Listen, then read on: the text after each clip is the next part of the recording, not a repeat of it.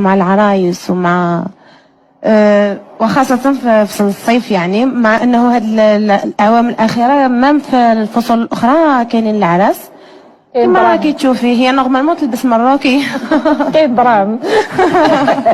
هي نورمالمون تلبس كافتون في المروك، بعد تلبس كافتون. مي حنا كوم ان شاء الله تحني العروسه لبسناها تراديسيونيل.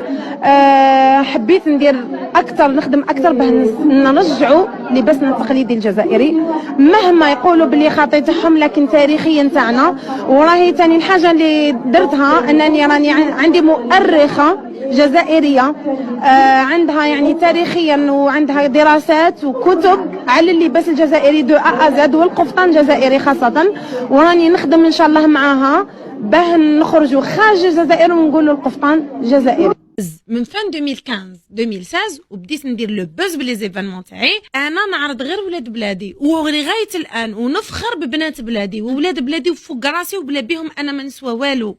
جبت ضيوف نفتحوا بوابه اكبر للعالم، صح، فهمتي؟ باش يديكوفريونا. مثلا في مصر يعرفوا القفطان انه مروكي، علاه؟ باسكو المراكش يديروا لي زيفينمون عندهم، يعرضوهم، يهبطوهم، يطلعوهم، يرفدوهم بالعماريات من المطار حتى اللوتيل، ولا كي تلحق المطار يهزوها في العماريه ويديروا لنا لي لايف ويتو.